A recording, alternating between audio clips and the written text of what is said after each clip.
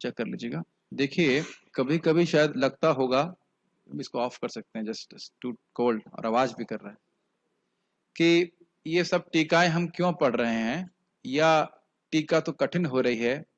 लेकिन श्रील प्रभुपाद जी प्रथम स्कंद के प्रथम श्लोक के तात्पर्य में कहते हैं कि भागवतम के जो गंभीर छात्र हैं उनको पूर्ववर्ती आचार्यों की टीकाएं पढ़नी चाहिए, और इसके इस प्रकार से वो उसके रस का आस्वादन कर सकेंगे। तो ये मैं पहले से ही मान के चल रहा हूं कि ये क्लासेस गंभीर छात्रों के लिए है। और आप देखेंगे कि रेगुलरली सुनते रहें तो सुनने का अभ्यास हो जाता है, वो भाषा समझ में आने लगती है, उतना कठिन नहीं है।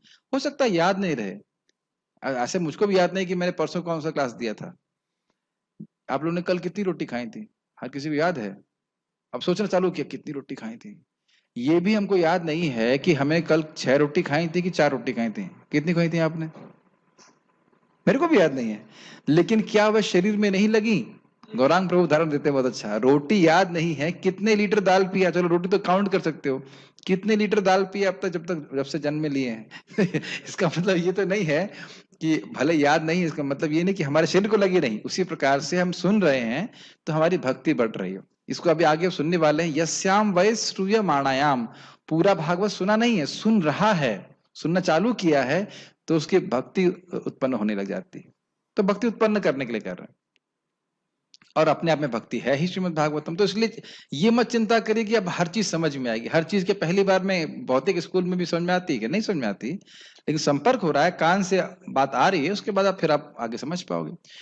आज के श्लोक का विषय क्या है? विषय ये है कि नारद जी ने कल बताया था, कल मतलब पिछले श्लोक में बताया था कि आप स्वयं भगवान के अवतार हैं व्यासदेव जी, तो आप भगवान की लीला को स्वयं जान सकते हैं, और उसमें भी भगवान कृष्ण की लीला का आप अधिक अन्यताम अधिक वर्णन कीजिए, ठीक, विस्तार से वर्णन कीजिए।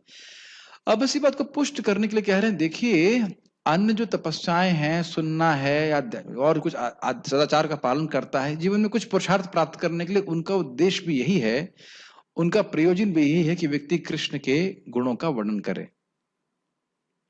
समझ रहे हैं? और अगर कृष्ण के गुणों का वर्णन कर रहा है तो और कोई तपस्या इत्यादि करने की उसको आवश्यकता नहीं है। एक श्लोक बोल दूंगा, उसे इस श्लोक का अर्थ समझ में आ जाएगा।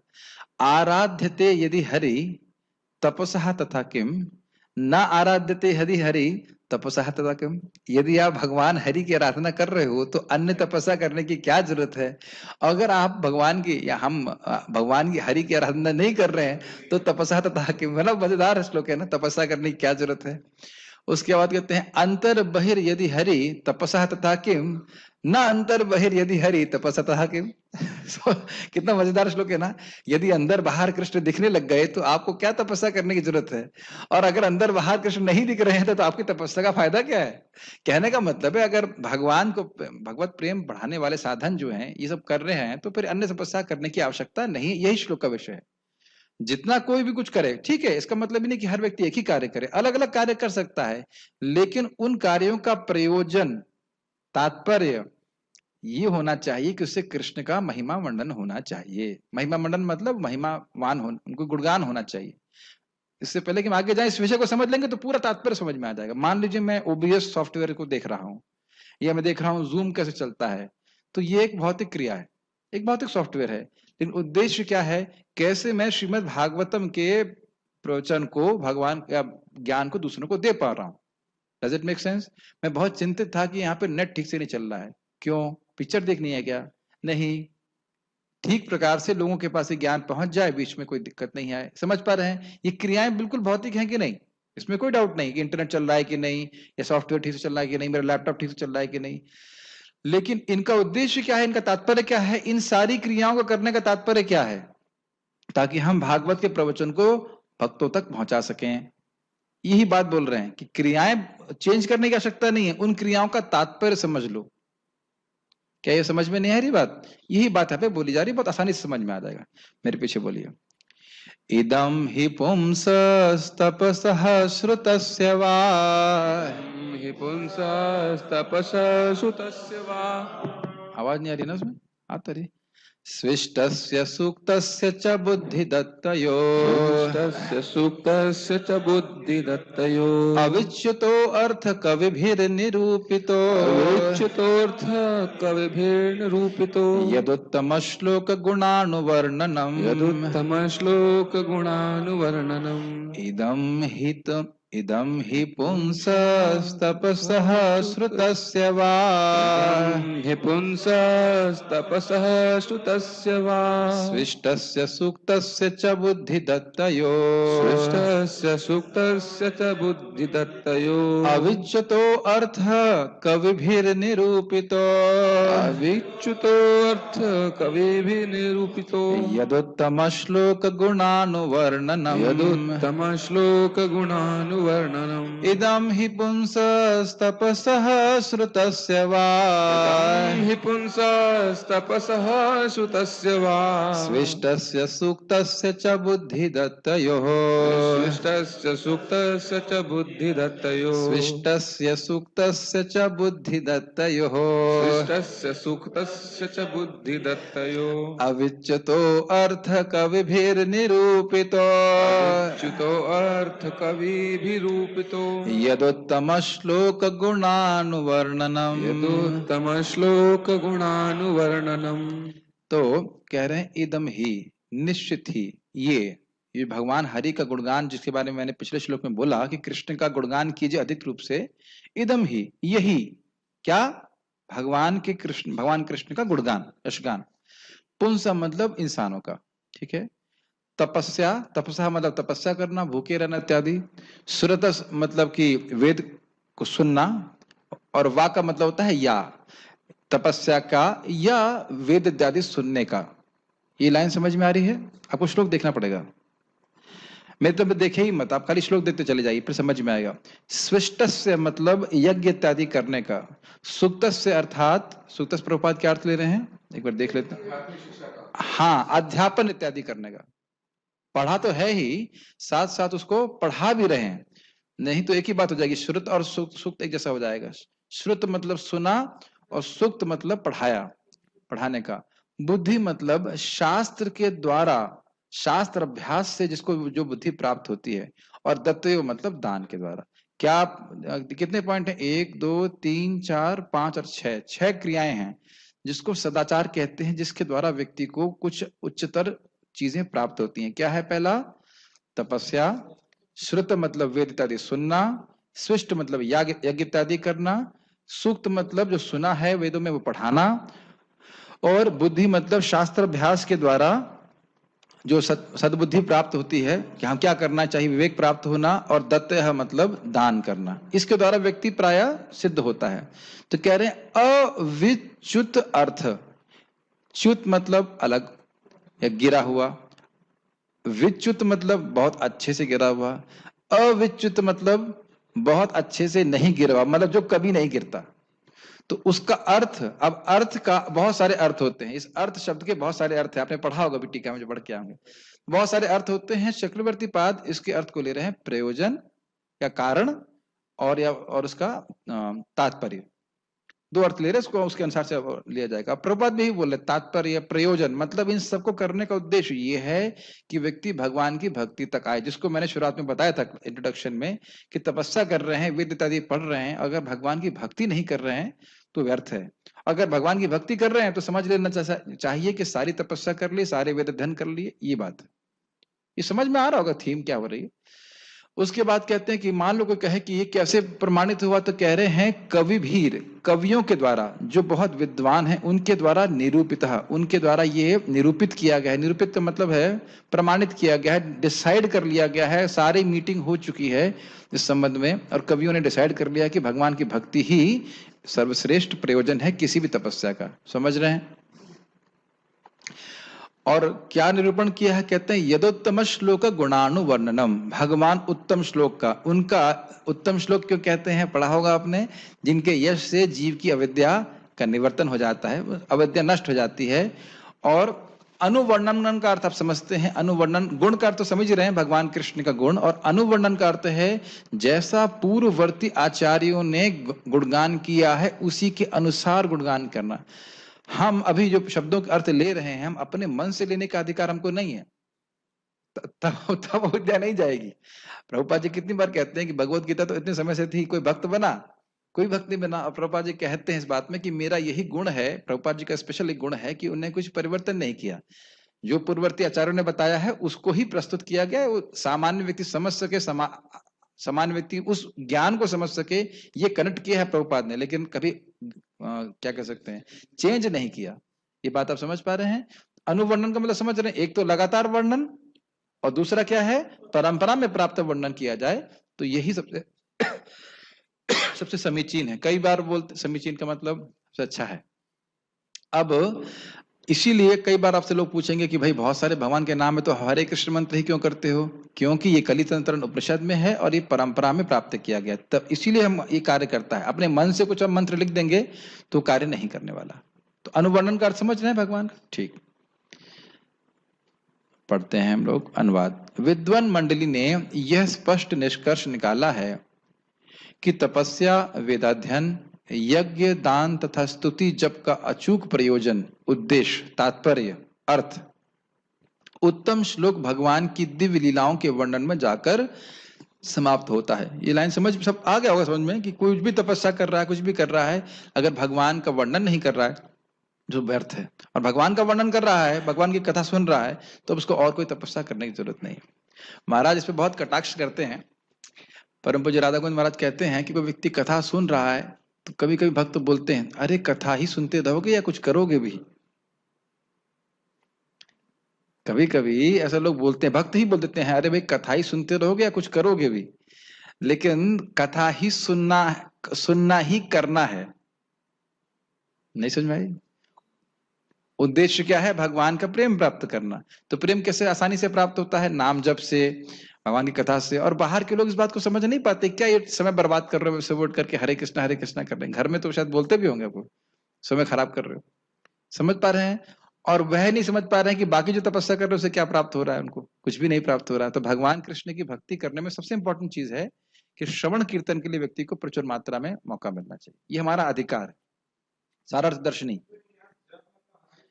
नहीं भाई, ये कैसे हो सकता है? जप का मतलब है, अब मुझे लग रहा था ये प्रश्न आ जाएगा कि जप का मतलब क्या हरे कृष्ण मंत्र है? नहीं भाई, हरे कृष्ण मंत्र तो भगवान का सर्वश्रेष्ठ अनुवर्णन है। जप का मतलब है कि और जो मंत्र बोल रहे हैं जो भगवान के नाम से रहित हैं। अच्छा किया प्रश्न कर लिया आपने, समझ रहे हैं ना मेरी बात? जप का मतलब ये नहीं कि हरे कृष्ण मंत्र, हरे कृष्ण मंत्र तो सर्वश्रेष्ठ कीर्तन है भगवान का। ठीक है, मैंने ये कहा, मैंने मतलब नारद जी कह रहे हैं, मतलब चक्रवर्ती बात इस प्रकार से लिंक बना रहे हैं, लाल में दिखाया गया है। मैंने ये कहा कि व्यक्ति सभी धर्मों का परित्याग करके केवल भक्ति करके सफल हो जाता है। याद आ रहा है ना, त्यक्त्वा स्वधर्मम् इत्यादि श्लोक किया था। अब यदि किसी भक्त में कुछ अन्य धर्मों के करने की स्पृहा है तो वह भी भक्ति करने से ही हो जाते हैं, ये इस श्लोक से कह रहे हैं।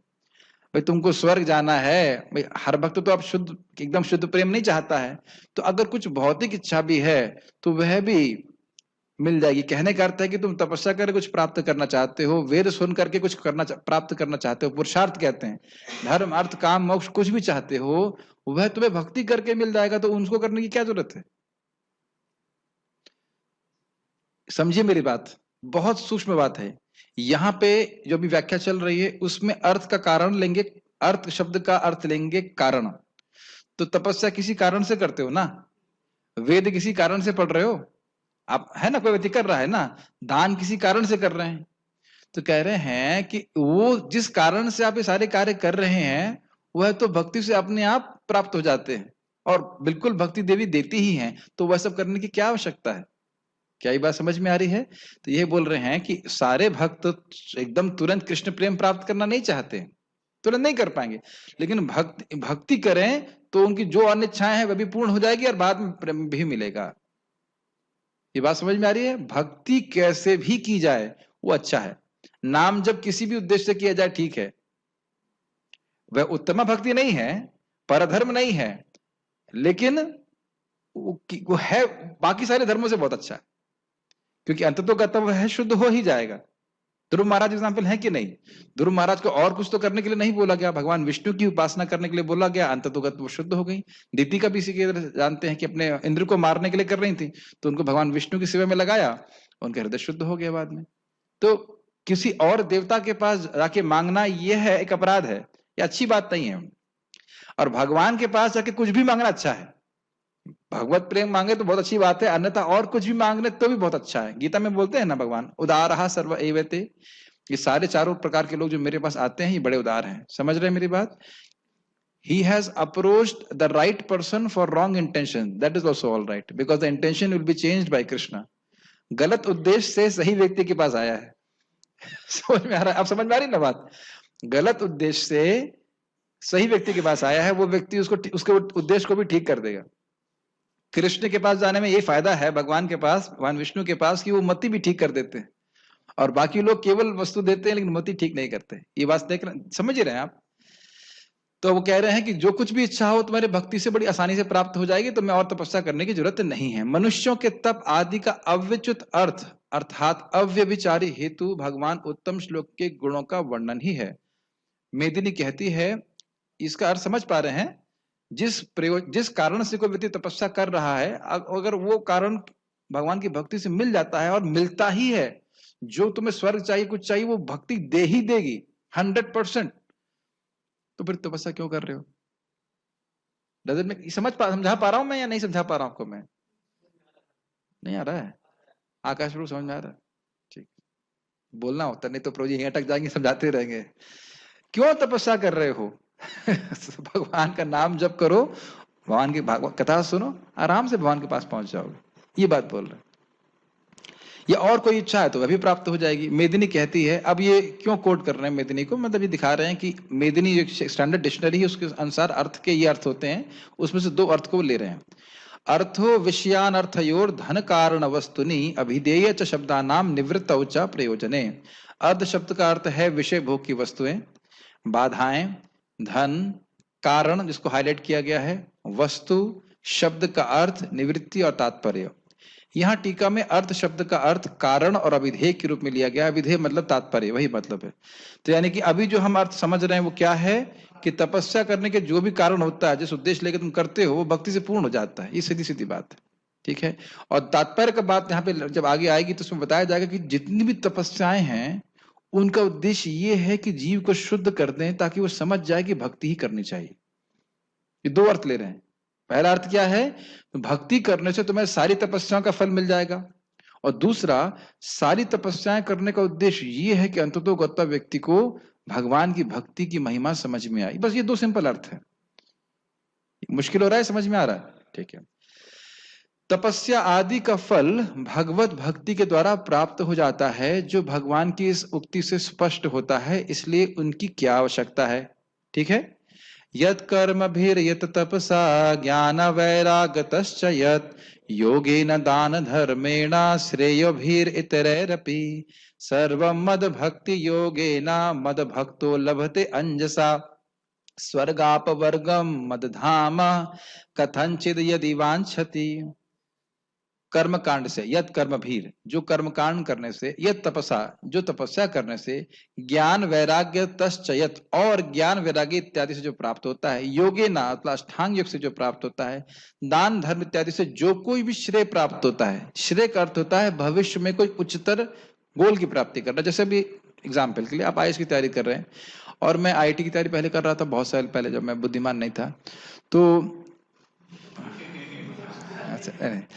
तो आप, मैंने पूछा ना आपको कई बार कि आप क्यों पढ़ाई करते हैं, तो 6-7 घंटे जो भी पढ़ते होंगे उसका उद्देश्य क्या है? मुझे कुछ श्रेय की प्राप्ति हो जाए। श्रेय है ना, उसको मान रहे हैं ना, और बहुत कोई दिक्कत नहीं। बहुत से लोग मानते हैं कि भाई ये चीज हमारे लिए भविष्य में अच्छी है, इसके लिए हम अभी तपस्या कर रहे हैं। नहीं समझ में आया? जैसे आप मृदंग सीख रहे थे, तो मुझे आगे मृदंग बजाना है, तो तेरे गेटा तेरे गेटा तेरे गेटा तेरे गेटा अभ्यास करते हैं कि नहीं करते? क्यों भाई, आपने भी इसी प्रकार सीखा होगा, उम्मीद है। तो व्यक्ति कुछ आज कर रहा है, कुछ कष्ट भोग रहा है, जिससे आगे जाकर के उसको एक उच्चतर लक्ष्य की प्राप्ति हो, उसको श्रेय कहते हैं। तो भगवान ये कह रहे हैं कि जितने भी श्रेय हैं, ये जो इन सब से जो श्रेय मिलते, और अन्य किसी चीज से और जो कोई श्रेय मिलता, कुछ और आप जो सोच रहे हो कि मिल जाएगा हमको, अच्छा हो जाएगा, वो सब कह रहे हैं सर्वम मद भक्ति योगेना, मेरे वो सब कुछ मेरी भक्ति के द्वारा मद भक्तो लभते अंजसा, मेरे भक्त को बड़े आसानी से प्राप्त हो जाता है। अंजसा का अर्थ होता है बहुत आसानी से प्राप्त हो जाता है। संस्कृत समझ में आ रही है इसकी? फिर वो कह रहे हैं स्वर्गाप वर्ग, अरे स्वर्ग जाना चाहता है बड़े आराम से चला जाएगा। ये तो आप जानते हो कि स्वर्ग तो कॉन्सोलेशन प्राइज है कि नहीं? छोड़ दिया भक्ति तो स्वर्ग जाने को मिलता है कि नहीं? सुना है ना गीता से? सुने कि नहीं सुने? हाँ, ऐसे देख रहे से लग रहा है मेरे को सुना ही नहीं, कोई नई बात बता रहा हूं। जानते हैं भक्त अगर भ्रष्ट हो जाता है तब जाके स्वर्ग मिलता है। और अपवर्ग मतलब मुक्ति चाहता है तो जन्म मृत्यु के चक्र से मुक्ति मिल जाती है। मद धामा, मेरा धाम चाहता है तो कथनचित यदि वांछति, मतलब शुद्ध भक्त ये सब चीज चाहते नहीं है, स्वर्ग अपवर्ग और भगवान का धाम। भगवान का धाम भी नहीं चाहते। यस, भगवान का धाम इसलिए नहीं चाहते कि मेरे जगत पे कष्ट है। जो उच्चतर भक्त हैं, हम लोग तो इसलिए भगवान के धाम जाना चाहते हैं कि यहाँ बहुत कष्ट है कि नहीं? अगर इतना भी समझ में आ जाए तो बहुत अच्छी बात है कि नहीं? इतना भी समझ में नहीं आता। लेकिन एक आप जानते हो, प्रेमी भक्त जो होते हैं, भगवान के प्रेमी भक्त, वह तो केवल कृष्ण से अपने प्रेममय संबंध को जागृत करना चाहते हैं, वही वास्तविक प्रयोजन होता है भक्ति का। इसीलिए बोल रहे हैं कथनचित। आश्चर्य है ना, भगवान के धाम जाना में भी कथनचित लगा दिया। कहने का अर्थ है कि भगवान के धाम अपने दुखों की निवृत्ति के लिए नहीं जाना चाहता है, कृष्ण की सेवा के लिए जाना चाहता है, तो एक अलग बात है। तो खैर यहाँ पे बोल रहे हैं कि अगर स्वर्ग जाना चाहता है, मुक्त होना चाहता है, मेरे धाम आना चाहता है, तो वह भी उसे प्राप्त हो जाएगा। कैसे प्राप्त हो जाएगा? सर्वम मद भक्ति योगेना, भगवान श्री कृष्ण की भक्ति के द्वारा। उसे और कुछ करने के और प्रयास करने की आवश्यकता नहीं है। देखिए, ये बात आपको बहुत आसान लग रही होगी, लेकिन कई बार भक्तों के हृदय में संदेह आ जाता है, ये हरि नाम कर रहा हूं, क्या इससे मुझे को फायदा होगा? क्या उससे मुझे फायदा होगा? ये कितना फायदा होगा? क्या मैं इसे भगवान के धाम जाऊंगा? भगवान के धाम तो जाना बहुत मुश्किल बात है, क्या जा पाऊंगा? आपको लगता, आपके हृदय में कभी बात नहीं आती? सब माया लगातार इस प्रकार से वो देती रहती है, क्या कहते हैं, प्रीचिंग करती रहती है। तुम टाइम वेस्ट कर रहे हो, क्या कर रहे हो, हटो यहाँ से, चलो। प्रभुपाद जी बोलते हैं कांस्टेंट माया की प्रीचिंग। नहीं, जो भी है, लेकिन मैं बोल रहा हूँ कि अभी आप लोग तो डिवोटी हो गए, लेकिन जो बहुत सारे भक्त लोग जो भक्ति छोड़ देते हैं, बहुत लोग भक्ति छोड़ देते हैं, इसी में श्रद्धा कम होती है। काम करेगा कि नहीं कर रहा है, लगता है काम नहीं कर रहा है, ऐसे करके, ठीक है ना? वो इसलिए नहीं हो पाता है क्योंकि वह ठीक से समझ नहीं पाते भक्ति की प्रक्रिया क्या है, भक्ति के विज्ञान को समझ नहीं पाते, कैसे दवा लेनी है, और ये भी नहीं समझ पा रहे कि रोग कितना बड़ा है। अनादि काल से फंसे हैं तो थोड़ा समय लगेगा, है कि नहीं? तो इसलिए हमें सुनना चाहिए भगवान की बातों को। इन सारी वस्तुओं को, मैं खाली इसको पढ़ दूंगा, इसकी व्याख्या मैंने कर दी। इन सारी वस्तुओं को जो सकाम कर्म, तपस्या, ज्ञान, वैराग्य, योग, दान, धर्म तथा जीवन को पूर्ण बनाने वाले अन्य सारे साधनों से प्राप्त की जाती हैं, मेरा भक्त मेरे प्रति भक्ति से अनायास प्राप्त कर लेता है। अनायास मतलब उसे प्रयास करने की जरूरत नहीं होती है। यदि मेरा भक्त किसी न किसी तरह स्वर्ग जाने, मोक्ष या मेरे धाम में निवास करने की इच्छा करता है, तो वह ऐसे वर सरलता से प्राप्त कर लेता है। तो ये सब क्यों बोला जा रहा है? इसलिए बोला जा रहा है कि भक्ति करने से किसी भी तपस्या का फल प्राप्त अपने आप हो जाता है, हमें और से कोई तपस्या करने की जरूरत नहीं है। प्रभुपाद इस बात को बोले, I have given you enough tapasya, do not create your own. कि हम बहुत कम खाएंगे, ये करेंगे, वो करेंगे। सिंपल तपस्या, 16 माला का जप कीजिए, 4 नियमों का पालन कीजिए, और श्रीमद् भागवतम को नियमित रूप से सुनिए। मंगल आरती मतलब जो बेसिक प्रभुपाद ने बताया उसको ही जीवन भर करते रहें, बस उसी से भगवान के धाम चले जाएंगे। जीवन भर करते रहें, नहीं तो फिर स्वर्ग जाएंगे, और क्या है। स्मर्तव्यः सततम विष्णुर्विस्मर्तव्यो न जातु चित्, सर्वविधि निषेधास्युरेतयोरेव किंकरः। व्यक्ति को हमेशा भगवान विष्णु का स्मरण करना चाहिए और उनका वो कभी भी विस्मरण नहीं करना चाहिए। शास्त्र के सभी विधि और निषेध इन्हीं दो सिद्धांत पर आधारित हैं। पद्म पुराण। ये क्यों बोला गया? मतलब भगवान विष्णु का स्मरण हो रहा है तो अब जीव को और कुछ प्राप्त करने के लिए आवश्यकता है ही नहीं, उसका परम पुरुषार्थ सिद्ध हो गया। और विष्णु का स्मरण करने का मतलब क्या है? लगातार भगवान विष्णु की सेवा में लगे रहना। और विस्मरण करने का अर्थ क्या है? ऐसे कार्यों में न लगे जिससे भगवान की विस्मृति होती। यही सारे शास्त्रों का सार है। इसको थोड़ा सा मैं समझाना चाहूंगा। कर्म कांड, ज्ञान कांड इत्यादि जो कुछ कर रहे हैं ताकि वह जीव शुद्ध हो, और अंततोगत्वा भगवान विष्णु की भक्ति में आने के लिए वो योग्य बने। यही उद्देश्य है, और कोई तात्पर्य वेदों का है नहीं। वेदेश सर्वेर अहम एव वेद्य। वेदों का उद्देश्य यही है कि जीव शुद्ध होकर के भगवान को समझे। ये बात समझ रहे हैं? यही बात बोल रहे हैं कि इस पद्म पुराण से भी कोट कर रहे हैं चक्रवर्ती पाद कि सारे धर्मों का प्रयोजन है कि व्यक्ति वासुदेव का, भगवान कृष्ण का स्मरण कर सके। ये पॉइंट बहुत इंपॉर्टेंट है, एक सिद्धांत है, ये बहुत गंभीर चीज है। देखिए भक्तों में भी कभी कभी इस बात पे झगड़ा हो जाता है कि विष्णु का स्मरण करना कैसे चाहिए। कोई हो सकता हो भक्त को डीटी की सेवा अच्छी लगती है, जैसे हमारे यादवपति प्रभु को डीटी बहुत अच्छा लगता है, डीटी की सेवा करना अच्छा लगता है। कोई व्यक्ति भगवान की प्रैक्टिकल सेवा करना चाहता है, कोई नाम जप करना चाहता है अधिक, कोई भागवत को श्रवण करना चाहता है। उन सभी का सिद्धांत जो बांधने वाला क्या है? कृष्ण का स्मरण।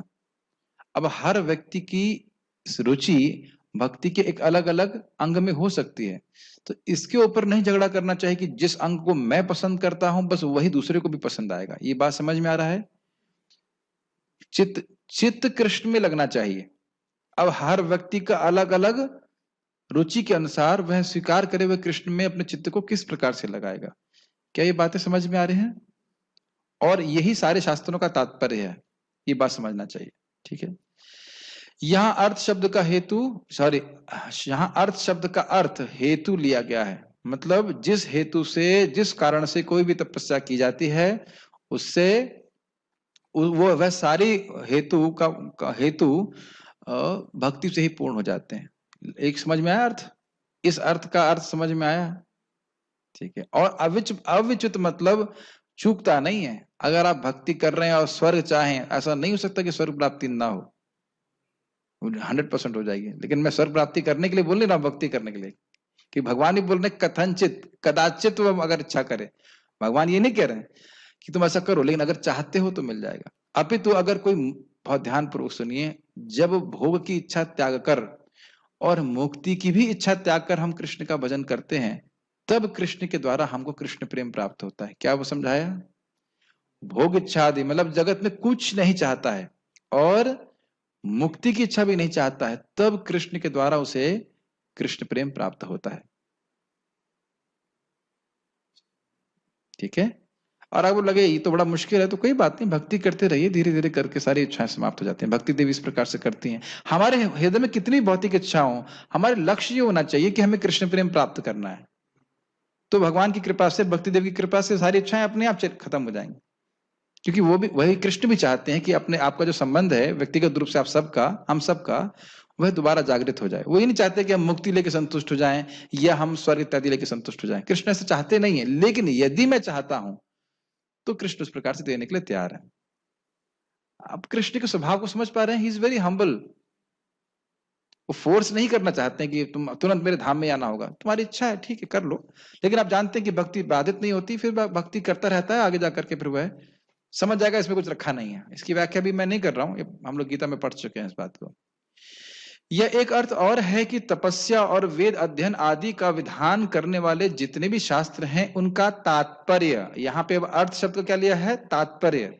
प्रभु जी पढ़ के आए तो कहे प्रभु जी तात्पर्य 2-3 बार आ गया, मैं कंफ्यूज हो गया कि प्रभुपाद का तात्पर्य या कौन सा तात्पर्य है मुझे ऐसे, लेकिन अच्छी बात है कम से कम पढ़ के आए। तो उनका तात्पर्य भगवान की भक्ति करना ही है, इसलिए हरि कीर्तन ही उन सभी शास्त्रों में वर्णित अविच्युत तात्पर्य है। ये लाइन समझ में आई? इसका मतलब यह है कि वेद पढ़ने का, शास्त्र अध्ययन करने का, वर्णाश्रम इत्यादि जो कुछ भी करने का उद्देश्य क्या है कि व्यक्ति को इतनी बात समझ में आ जाए कि मुझे भगवान कृष्ण को संतुष्ट करना है। और संतुष्ट करने के लिए क्या करना है? हम लोग इन्वोकेशन में पढ़ा था 4 कार्य। सुनना है भगवान के बारे में, बोलना है, स्मरण करना है, उनका पूजन करना है। आप समझ में आए तात्पर्य? कोई कहे कि भगवद गीता का तात्पर्य क्या है, तो आप क्या कहेंगे? मन मना भव मद भक्तो मद याजी माम नमस्कुरु, ये तात्पर्य है भगवद गीता का। आप समझ में आया तात्पर्य का मतलब? तात्पर्य का मतलब क्या हुआ? परपट क्या है, क्या कहना चाहते हो, ये कहने का मतलब। तो सारे शास्त्र कहाँ लेके जा रहे हैं? कृष्ण की भक्ति के ऊपर। इस संबंध में एक श्लोक है, संस्कृत तो याद नहीं है लेकिन सेम श्लोक है। कहते हैं वेद रूपी माता कह रही कृष्ण भगवान है, श्रुति रूपी बहनें कह रही हैं कि नहीं, श्रुति तो हो गया, श्रुति रूपी माँ हो गई, और पुराण उपनिषद रूपी भाई कह रहे हैं कि कृष्ण भगवान है, और पुराण रूपी बहन ऐसे कुछ तो ऐसा करके बहन बोल रही हैं कि कृष्ण भगवान है। जैसे होता ना कि माँ बोलती है बेटा बोलो माँ, तो बड़ा भाई भी बोलता है बेटे को माँ, और उसके बाद बड़ी सिस्टर भी बोलती है बेटे को माँ, तो बच्चा समझ जाता है ये मेरे पिताजी हैं या मेरी माँ है। नहीं समझ में आया? मैं फिर से रिपीट कर रहा हूँ, थोड़ा जल्दी हो गया। माँ बोलती है ये तुम्हारे पिताजी हैं, बड़ा भाई क्या बोलता है ये तुम्हारे पिताजी हैं, जो बिल्कुल अबोध बच्चा होता है, जो बिल्कुल नया नवजात शिशु है। और बड़ी बहन क्या बोलती है ये तुम्हारे पिताजी हैं। तो उसी तरह से कंपेयर कर रहे हैं कि वेद हो, पुराण हो, उपनिषद हो, उनको भाई बहन और माता के रूप में बोल रहे हैं और कहते हैं ये सब यही कह रहे हैं कि कृष्ण पिता है, उनकी भक्ति करो। समझ रहे ना? उसको श्लोक ढूंढना पड़ेगा, श्लोक बहुत सुंदर है, जहां तक लगता है श्रील रूप गोस्वामी जी की पदावली में है इस प्रकार के श्लोक। यानी सारे शास्त्रों का प्रयोजन क्या है कि जीव भगवान कृष्ण की भक्ति करके सुखी हो जाए। ठीक है। यह भी कहा गया है कि श्री भगवान उवाच कालेन नष्ट प्रलये वाणियम वेद संगीता मयादौ ब्रह्मणे प्रोक्ता धर्मो यस्यामदात्मक। भगवान भी यही कह रहे हैं। भगवान ने कहा काल के प्रभाव से प्रलय के समय वैदिक ज्ञान की दिव्य ध्वनि नष्ट हो गई थी, अतएव जब फिर से सृष्टि बनी तो मैंने ये वैदिक ज्ञान ब्रह्मा को बतलाया, क्योंकि मैं ही वेदों में वर्णित धर्म हूं। श्रीमद् भागवतम 11:14-3। तो श्लोक के अनुसार सभी शास्त्रों का तात्पर्य भगवान कृष्ण ही है। तेने ब्रह्म हृदय आदि कव्य मुह्यंति तो सूर्य। भगवान कृष्ण ने ब्रह्मा जी के हृदय में ब्रह्म अर्थात वेद का ज्ञान स्फुरित कराया। मुह्यंति तो सूर्य, उस ज्ञान को समझने में तो देवता भी मोहित हो जाते हैं। समझ रहे हैं? वेदों का उद्देश्य क्या है, साधन क्या है, साध्य क्या है, समझ नहीं पाते। जीवन का उद्देश्य क्या है नहीं समझ पा रहे हैं, तो भगवान ने इसको किसमें प्रकाशित किया? ब्रह्मा जी के हृदय में ही। ये भी आप आगे भी पढ़ने वाले हो। ब्रह्मा जी एकदम निश्चित कर लिए कि वेदों का तात्पर्य है भगवान कृष्ण में रति हो जाना। सीधी बात, एकदम सीधे, और कुछ वेदों का तात्पर्य नहीं है। तो इस ज्ञान को स्फुरित कराया।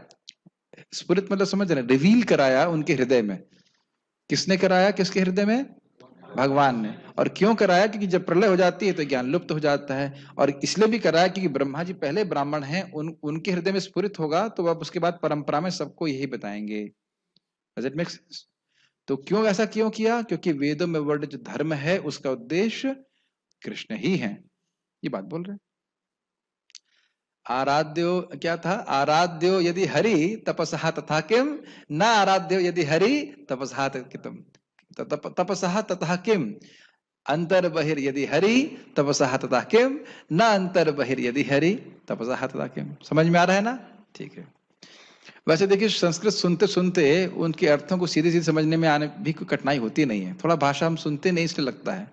क्या इन चक्रवर्ती पाद की टीका को समझ में आई? 2 पॉइंट उन्होंने कहा कि भक्ति करने से जो कोई भी अन्य तपस्या इत्यादि होती है उनका फल जो प्राप्त होता है वह भक्त को प्राप्त अपने आप हो जाता है, अगर वो चाहता है। और दूसरा, सारे शास्त्रों में जो तपस्या इत्यादि का वर्णन किया गया है उसका उद्देश्य है कि व्यक्ति समझे कि मुझे कृष्ण भक्ति करनी चाहिए, भगवान की भक्ति करके अपने जीवन को सफल बनाना चाहिए। ये 2 पॉइंट समझ में आ गया? ठीक है। बाल प्रबोधिनी, सभी जगह फल की सिद्धि से ही संतोष प्राप्त होता है, यह प्रदर्शित करके भगवत गुण वर्णन को तप आदि के फल के रूप में प्रस्तुत करने से ही आपको संतोष प्राप्त होगा और किसी तरह से नहीं, इस आशय से ये श्लोक कह रहे हैं। इसका अर्थ क्या है? कह रहे हैं कि भाई देखिए, कोई व्यक्ति प्रयास करता है, अब उसका फल मिलता है तभी तो संतुष्ट होता है। प्रयास कर रहा है, फल ही नहीं मिल रहा तो संतुष्ट कैसे होगा? तो वह तो आप क्लियर है कि आप भगवान कृष्ण की लीला का वर्णन करेंगे, उससे आप संतुष्ट हो जाएंगे, इसमें कोई दिक्कत नहीं है। अब आप यह भी प्रदर्शित करिए, जैसे कि भी हमने भागवत के श्लोक सुना ही, भागवत से ही सुना कि जो कोई भी तपस्या व्यक्ति कर रहा है वह भगवान की भक्ति से ही प्राप्त हो जाएगा, ताकि अन्य लोग तपस्या इत्यादि छोड़ करके भगवान कृष्ण की ही भक्ति करें, तब आप पूरी तरह से संतुष्ट हो जाएंगे। ये 2 बात बोल रहे हैं। क्या मुश्किल हो रहा है समझने में? वही बात है, थोड़ा थोड़ा अलग तरह से बोल रहे हैं। ही शब्द अवधारणा के लिए, मतलब इसमें कोई डाउट नहीं होना चाहिए, तुमको ये करना है। एक तो ये बात है, तुमको करना ही है। ही मतलब बिल्कुल करना, डाउट नहीं है। नाम जप क्या है? हरे नाम एव, हरि नाम ही करना, हरि नाम के द्वारा ही कलयुग में उद्धार होगा। तो इसी तरह कह रहे हैं कि इसमें कोई डाउट नहीं है कि सारी तपस्याओं का प्रयोजन भगवान कृष्ण की लीला का, गुणों का, नाम का वर्णन करना है। इतना कठिन नहीं होगा। एक बार आप सुन लेंगे जब मैं व्याख्या कर रहा हूं, फिर आप दोबारा से पढ़ेंगे तो आप थोड़ा समझ पाएंगे क्या बात बोल रहे हैं। इतना मुश्किल नहीं है। उत्तम श्लोक की व्याख्या कर रहे हैं, अर्थात जिनका यश जीव की अविद्या का निवर्तक है, ऐसे भगवान के गुण और नाम का अनुवर्णन कीजिए। ये लाइन समझ में आ रही है? अविद्या के शक्ति के द्वारा जीव अपने स्वरूप को भूला रहता है, वो समझ नहीं पाता है। तो जब भगवान के नाम के संपर्क में आ रहे हैं, चाहे किसी भी इंद्रिय से, जीभ से, कान से, आंख से, सुन चुके हैं इस बात को, तो वह धीरे धीरे करके जीव की अविद्या का निवर्तन करने लगती है। कल रात में मैं जब सो रहा था तो एक अद्भुत अनुभूति हुई थी, बड़ी डरावनी अनुभूति थी, कि ये खाली बोलने की बात नहीं थी, अनुभूति की बात थी कि मुझे पता नहीं है कि मैं हूं कौन और मैं कहां पे हूं। Just amazing. एकदम से आपको पता है कि हम लोग कौन है अभी? आप बोल रहे हैं कृष्ण के दास हैं, वो तो ठीक है, लेकिन कितना अमेजिंग है ना, कितना खतरनाक जगत है। और मृत्यु के बाद मैं कहां जा रहा हूं? ठीक है, भगवान की भक्ति कर रहे हैं तो ठीक है, लेकिन सदगति होती है, लेकिन हमको एग्जैक्टली पता नहीं कि आज क्या होने वाला है। कल देखिए छोटा सा एक्सीडेंट हो गया था, व्यक्ति की नुकसान हो गया था शरीर का। कितना खतरनाक है ना, लगता नहीं ना खतरनाक हमको जगत, जबकि पग पग पे यहाँ पे खतरा है। आई मीन वाज अमेजिंग, एक अनुभूति थी इस प्रकार से। और हम सोच रहे हैं कि हम सिक्योर हैं, किसी भी भौतिक परिस्थिति से हम सिक्योर नहीं हो सकते। कोई हमारी भौतिक रूप से रक्षा नहीं कर सकता, क्योंकि वो खुद अपनी ही रक्षा नहीं कर सकता, आपकी क्या करेगा? मैं खाली ये पॉइंट बोल रहा था कि भगवान की भक्ति करते करते करते इस प्रकार से ये यथार्थ ज्ञान भी भगवान की कृपा से प्रकट होने लगता है कि ये अच्छी जगह नहीं है जहाँ पे हम रह रहे हैं। वृंदावन की बात नहीं कर रहा हूँ, भौतिक जगत की बात कर रहा हूँ। एनीवेज, हम बात कर रहे थे कि भगवान की भक्ति करने से ये अविद्या का निवर्तन हो जाता है, जिससे व्यक्ति जो सोच रहा है कि मैं शरीर हूं, मैं खूब भोग कर लूंगा, ये अपने आप भावना चली जाती है। इसीलिए भोगों से व्यक्ति निवृत्त हो जाता है। समझ रहे ना मेरी बातें? यह भगवान के गुणों का अनुवर्णन ही सदाचार निष्ठ मनुष्यों से संबंधित जो तप आदि आचरण है, उसके अविनाशी प्रयोजन के रूप में कवियों अर्थात जो निरतिशय प्रयोजन को यथावत जानते हैं, अर्थात जो परम पुरुषार्थ को सही सही जानते हैं, उनके द्वारा निरूपित किया गया है। अर्थात निश्चयात्मक रूप से कहा गया। इसको बहुत लंबी हो गई, हिंदी कठिन हो गई, समझाता हूँ, बहुत ईजी है भाई। देखिए, जो सदाचारी व्यक्ति है वह कुछ तपस्या करता है, वो ऐसे भोगमय जीवन नहीं बताता। वो चाहे तपस्या कर रहा है, चाहे वेद अध्ययन कर रहा है, चाहे कुछ भी कर रहा है, वही बात बोल रहे हैं कि जो कुछ भी वो आचरण करते हैं उसका प्रयोजन क्या है? भगवान कृष्ण का गुणों का वर्णन। थोड़ा सा उसी बात को हल्का सा अलग तरह से बोल रहे हैं कि कोई भी सदाचारी व्यक्ति है, उसको सदाचार का फल तब प्राप्त होगा जब वो भगवान की कथा का, लीला कथा का वर्णन करे, सुने, श्रवण करे। Does it make sense? समझ में आ रहा है? बहुत टफ हो जा रहा है। मुझे अब थोड़ा डर लगने लग गया कि कहीं टफ तो नहीं हो रहा बहुत। अब वो कह रहे हैं, ये कवि भी की तरह बोल रहे हैं। कवि भी मतलब जो लोग अतिशय, अतिशय का समझते हैं बहुत अधिक, और निरतिशय मतलब बहुत ज्यादा अधिक, जो सर्वश्रेष्ठ प्रयोजन है भगवत प्रेम, उसको कवि लोग जानते हैं, जो बुद्धिमान है। प्रभुपाद ने बोला था ना यहाँ पे भी कि विद्वान जन मंडली, तो विद्वान लोग जानते हैं कि जीव का परम कल्याण किसमें है? कृष्ण प्रेम में, भगवान की भक्ति करके। तो उनके द्वारा जो सही सही पुरुषार्थ को जानते हैं, इतना आसान बात नहीं है साधन और साध्य को जानना। पूछ लीजिए कभी जीवन का उद्देश्य क्या किसी से, किसी को नहीं पता होगा। तो विद्वान लोग जानते हैं कि जीव का परम कल्याण किसमें होगा? भगवान के प्रेम में। तो उनके द्वारा ये निरूपित किया गया, निश्चय किया गया कि भगवान का वर्णन करना ही सर्वश्रेष्ठ साधन है। ये बात समझ में आ गई? क्योंकि भगवान का वर्णन करेंगे तो कृष्ण का प्रेम प्राप्त हो जाएगा, ये बात है। इसलिए निश्चयात्मक रूप से कहा गया। अब इसमें कोई डाउट करने की जरूरत नहीं है, इसमें प्रमाण की आवश्यकता नहीं है, यह भाव है। ठीक है? इस आचरण में तप का अर्थ है अनशन, अनशन का मतलब है खाना नहीं खाना। श्रुतम का अर्थ है अध्ययन, अब फिजिक्स केमिस्ट्री का अध्ययन नहीं, वैदिक शास्त्र का अध्ययन। स्विष्ट अर्थात यज्ञ आदि कर्म, सुक्तम अर्थात अध्यापन, यानी जो पढ़ा है उसको पढ़ाया। बुद्धि अर्थात शास्त्र अभ्यास से जनित पांडित्य, शास्त्र पढ़ रहे हैं तो समझ में आ गया भाई कि क्या चीज सार है, क्या सार। और दत्तम अर्थात ध्यान, इसकी व्याख्या हम कर चुके हैं पहले। इन सही सब सदाचार हैं और उनका उद्देश्य क्या होता है? भगवान कृष्ण की भक्ति। प्रभुपाद जी का तात्पर्य, मनुष्य के मस्तिष्क का विकास कला, विज्ञान, दर्शन, भौतिकी, रसायन, मनोविज्ञान, अर्थशास्त्र, राजनीति आदि के ज्ञान के उन्नति के लिए हुआ है। मतलब ये सब चीजें कर सकता है व्यक्ति, कोई दिक्कत नहीं, उसके लिए मनाही नहीं है। ऐसे ज्ञान के अनुशीलन द्वारा मानव समाज को जीवन की पूर्णता प्राप्त हो सकती है। एक इंटरेस्टिंग बात प्रभुपाद कह रहे हैं कि फिजिक्स केमिस्ट्री पढ़कर भी आप परफेक्ट हो सकते हो। फिजिक्स के नहीं नहीं नहीं नहीं नहीं भौतिक ज्ञान पढ़कर भी परफेक्ट हो सकते हैं, लेकिन कैसे आप जरा देखिएगा। जीवन की इस पूर्णता का अंत परम पुरुष विष्णु की प्राप्ति में होता है। अतः श्रुति का निर्देश है कि जो वास्तविक रूप में ज्ञान में बढ़े चढ़े हैं उन्हें भगवान विष्णु की सेवा की आकांक्षा करनी चाहिए।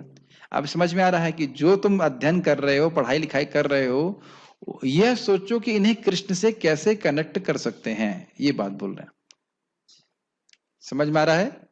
जैसे प्रभुपाद जी के शिष्य थे ना, टीडी सिंह, क्या नाम था उनका, भक्ति स्वरूप दामोदर महाराज, तो पीएचडी थे यूनिवर्सिटी ऑफ कैलिफोर्निया, वहां की बहुत हाई फाई यूनिवर्सिटी से वो थे। तो प्रभुपाद जी ने उनको यही सेवा दी है कि तुम साइंस के आधार पर प्रमाणित करो कि कृष्ण भगवान है, और उन्होंने बहुत अच्छा उसमें प्रचार भी किया। समझ रहे हैं? या फिर एक व्यक्ति हैं कुर्मा प्रभु, वो कुकिंग जानते थे, तो वो कुकिंग सिखाए लोगों को, और उसके द्वारा फिर वह प्रसादम इत्यादि के बारे में बताया कैसे भगवान को भोग लगाना चाहिए। आप मेरी बातें समझ रहे हैं? ऐसा नहीं है, भक्ति बड़ी उदार है, ऐसा नहीं कि सबको एक ही कार्य करना है, लेकिन विभिन्न कार्यों का प्रयोजन एक ही होना चाहिए। कृष्ण का स्मरण, कृष्ण की प्रचार, कृष्ण का स्मरण हो पाए, लोग भगवान के बारे में जान पाए, ये बात समझ में आ रहे हैं? सबको एक ही कार्य नहीं करना है, लेकिन सभी के कार्य का एक ही प्रयोजन होना चाहिए। एग्जाम्पल से आप समझ लीजिए, जैसे भारत और चाइना का युद्ध हो रहा है, या होने, भगवान ना करे हो, लेकिन होने वाला था, तो इसमें बहुत सारी क्रियाएं हो रही हैं। कहीं पुल बन रहे हैं, कुछ सैनिकों का इलाज हो रहा है, खाना भी खा रहे हैं, क्रियाएं सब अलग अलग हैं, लेकिन उद्देश्य क्या है कि युद्ध जीतना है। क्या ये बात समझ में आ रही है अब?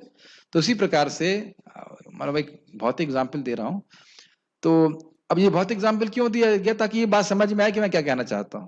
कि प्रभुपाद यहाँ पे ये कह रहे हैं कि आप अलग अलग क्षेत्र में अगर सफल होना चाहते हो कोई बात नहीं, लेकिन उससे उद्देश्य क्या होना चाहिए? भगवान को, भगवान विष्णु को स्थापित करना। थोड़ा देखिए आप, आजकल साइंस इत्यादि का प्रयोग क्या ये बात स्थापित करने के लिए नहीं होता है कि भगवान नहीं है? अब समझ में आ रहा है? मैं गलत बोल रहा हूं? बायोलॉजी हो, फिजिक्स हो, केमिस्ट्री हो, या तक कि हिस्ट्री भी हो। हिस्ट्री में तो स्पेशली बोला गया कि भारतीय लोग जो है सब कबीला वाले थे, और अफगानिस्तान से आर्य लोग आए। कभी आपने वेरीफाई किया इसको? तो आप प्रैक्टिकल देख सकते हैं कि इन सारी चीजों का उद्देश्य किस लिए हो रहा है? ताकि लोग धर्म की उपेक्षा करें। ये बात समझ में आ रही है? प्रभुपाद जी यहाँ पे क्या कह रहे हैं कि इन सभी चीजों का उपयोग, जिस प्रकार से इन सभी चीजों का उपयोग यहाँ पे हम देख रहे हैं भगवान से विमुख होने के लिए किया जा रहा है, उसी प्रकार से इन सभी वस्तुओं का उपयोग भगवान से सम्मुख होने के लिए भी किया जा सकता है, क्योंकि सभी कुछ भगवान की शक्ति है। नहीं समझ में आ रहा? ठीक है। तो इसलिए कह रहे हैं कि जो कुछ भी व्यक्ति के पास बुद्धि है, शक्ति है, वह भगवान की सेवा में लगा है। जो भी आप कह रहे, जो पढ़ा है, सुना है, दान कर रहे हैं, उसे भगवान की कीर्ति का प्रचार होना चाहिए। दुर्भाग्यवश जो लोग विष्णु माया के बाह्य सौंदर्य से मुग्ध हो गए हैं, वे ये नहीं समझ पाते हैं कि पूर्णता या आत्म साक्षात्कार की चरम परिणति विष्णु पर निर्भर करती है। इसका मतलब समझ रहे हैं? जो माया में है, भोगों में लगे हुए हैं, वो ये समझ नहीं पा रहे हैं कि भगवान कृष्ण की प्राप्ति ही जीवन का परम लक्ष्य। सिंपल सी बात। विष्णु माया का अर्थ है इंद्रिय भोग, जो क्षणिक तथा दुखमय होता है। इसको समझते हैं? इसको हाईलाइट किया गया है। कुछ खा लिया, कुछ सूंघ लिया, कुछ चख लिया, कुछ देख लिया, उससे कुछ हल्का मन को थोड़ा सा अनुकूल लगने लगा, हाँ हम बहुत सुखी हैं, बहुत सुखी हैं, और उसी के लिए पूरा जीवन बार बार प्रयास करते रहो। और उससे क्या हो रहा है? हम और अधिक माया में फंस रहे हैं, और भूल जाते हैं कि हम शरीर नहीं है, आत्मा है। होता है कि नहीं होता है? यस। जो बहुत तेज तो नहीं जा रहा हूं, मेरी बात समझ में आ रही होंगी। जो लोग विष्णु माया के चंगल में फंसे हुए हैं, वे ज्ञान की उन्नति का उपयोग इंद्रिय भोग के लिए करते हैं। क्या ये व्याख्या हो रही थी अभी कि नहीं? हम स्पष्ट देख रहे हैं। अब पता नहीं जूम का उपयोग और लोग कैसे कर रहे हैं, हम लोग तो जूम का उपयोग केवल भगवान कृष्ण की वार्ता के लिए कर रहे हैं, है ना? और उन्होंने कभी सोचा भी नहीं होगा कि हम लोग ऐसे करेंगे। ये तो कभी सोचा नहीं होगा कि भक्त लोग इसका उपयोग, कुछ लोग इसका उपयोग साथ में आकर के जप करने के लिए करेंगे। ये तो जूम वालों के रेंज के बिल्कुल बाहर है कि नहीं? हमारे प्रभु जी बता रहे थे कि भक्त लोग टेक्नोलॉजी का उपयोग करने में बहुत तेज होते हैं, बहुत तेज होते हैं। कह रहे थे बहुत पहले से ही भक्तों ने ईमेल करना शुरू कर दिया था, जो पामो करके था, pamo.net करके। बहुत पहले से भक्त लोगों को बहुत आतुरता रहती है कि किस प्रकार से हम इन भौतिक शक्तियों का उपयोग कृष्ण की सेवा के लिए करें। पामो एक ईमेल सर्विस थी इस्कॉन की, तो इस प्रकार से बहुत समय से बहुत बुद्धिमान होते हैं। हमारे आनंद प्रभु के बारे में सुना था, कुछ उन्होंने कोई सॉफ्टवेयर होता है ना फोटोशॉप वगैरह, वो एक दिन में या एक रात में से सीख लिया था ताकि वो बुक डिजाइन कर सकें कृष्ण वाले, ऐसा सुना था। बहुत आतुर रहते हैं भक्त लोग, बहुत आतुर रहते हैं। आतुर क्यों रहते हैं? भगवान से प्रेम है और भगवान को यश को पूरे विश्व में स्थापित करना चाहते हैं। यही भगवान के प्रति भक्तों का प्रेम होता है। They want to glorify Krishna all over the world. Shri Narad Muni ने बताया है कि विराट ब्रह्मांड की सारी सामग्री साज सामान भगवान की विभिन्न शक्तियों का प्राकट्य मात्र है, क्योंकि उन्होंने अपनी अकल्पनीय शक्ति के द्वारा सजत जगत की क्रियाओं प्रतिक्रियाओं को गति प्रदान की है। वे उन्हीं की शक्ति से अद्भुत हैं, उद्भूत हैं मतलब प्रकट हैं, उनकी शक्ति पर आधारित हैं और प्रलय के बाद उन्हीं में लीन हो जाती हैं। इसको हम लोग पढ़े थे ना, इदम ही विश्वम भगवान इवेतरः यतः निरोध स्थानम संभव। भगवान से जगत आता है, वही उसका पालन कर रहे हैं और वही उसको संहार करने वाले हैं, और सब कुछ भगवान की शक्ति ही है, ये बात बोल रहे हैं। अतएव उनसे भिन्न कुछ भी नहीं है, किंतु साथ ही वे सदैव उनसे भिन्न रहते हैं। ये बात तो व्याख्या कर चुके थे। ये जगत जड़ है और भगवान पूरी तरह से चिन्मय वस्तु है। जब ज्ञान की उन्नति का सदुपयोग भगवान की सेवा के लिए किया जाता है तो सारी प्रक्रिया परिपूर्ण बन जाती है। भगवान तथा उनका दिव्य नाम, यश, महिमा इत्यादि सभी कुछ उनसे अभिन्न है। अतएव समस्त मुनियों तथा भगवत भक्तों ने संस्तुति की है कि कला, विज्ञान, दर्शन, भौतिकी, रसायन, मनोविज्ञान तथा ज्ञान की अन्य शाखाओं का उपयोग पूर्ण रूप से तथा एकांतिक भाव से भगवान की सेवा के लिए किया जाए। ये लाइन समझ में आ गई होंगी, बहुत लंबा हो गया। ये किसमें क्या बोल रहे हैं प्रभुपाद जी? सब कुछ भगवान की शक्ति है। वो जब भगवान की शक्ति है तो उसका उपयोग भगवान की सेवा में होना चाहिए। तो यही बोल रहे हैं कि कोई भी भौतिक विज्ञान है, कुछ भी कला है, वह पूर्णता को प्राप्त होती है जब वह कृष्ण की सेवा में लगती है। जैसे पहले भी उदाहरण दिया गया था कि एक नट है, वो जब मशीन में लगता है तो उसकी उपयोगिता है, और अगर जमीन में पड़ा हुआ है तो उसकी कोई उपयोगिता नहीं। समझ रहे हैं? नहीं समझ आ रहे? तो उसी प्रकार से कोई भी शक्ति है, कोई सिद्धि है, कुछ भी है, वह पूर्णता को तब प्राप्त होती है जब वह भगवान कृष्ण को संतुष्ट करने में उपयोग हो।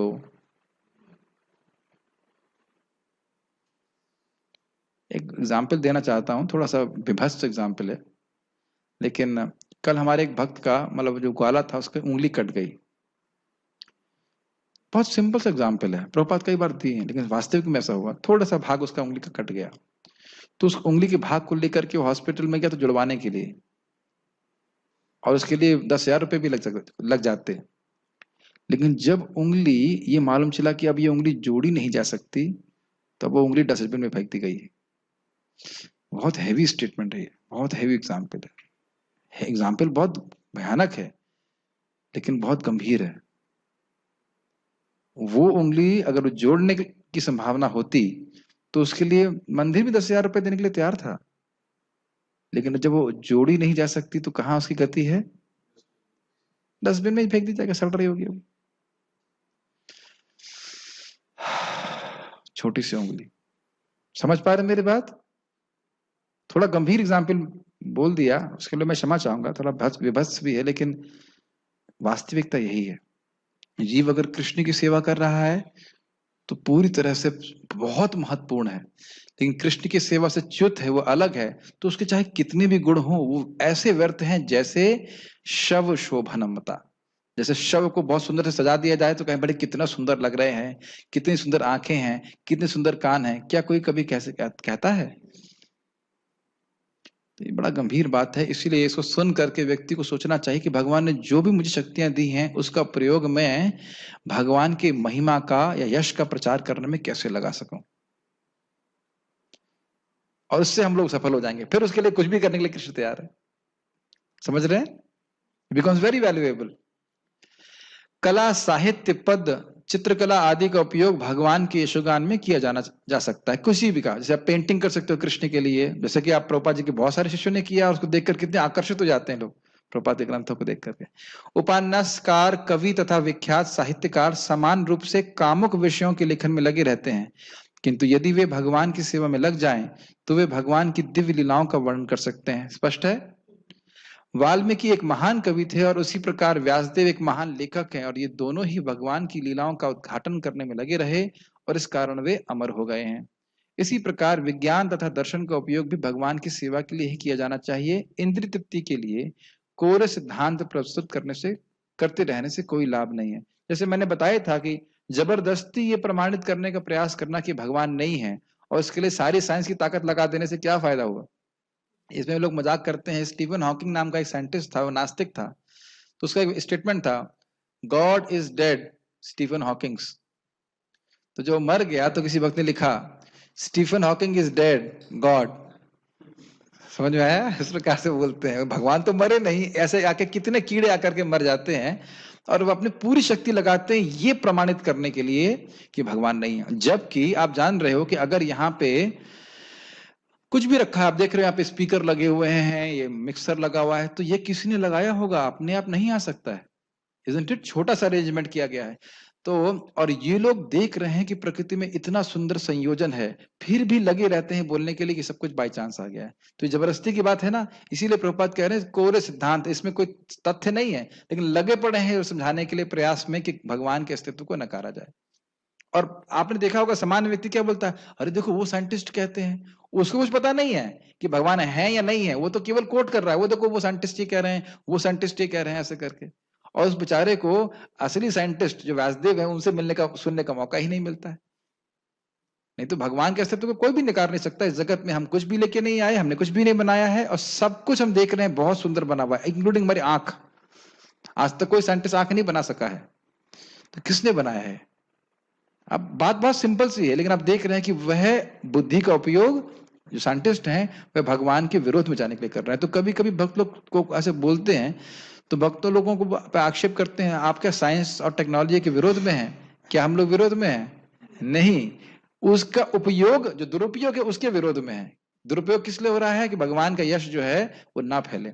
अगर उसका यश के लिए उपयोग हो सके तो प्रभुपाद कहते हैं हम मिसाइल का उपयोग भी कर सकते हैं। प्रभुपाद कर सकते हैं मिसाइल का उपयोग, पता नहीं हवाई जहाज मिसाइल सबका उपयोग कर सकते हैं भगवान के यश को बढ़ाने के लिए।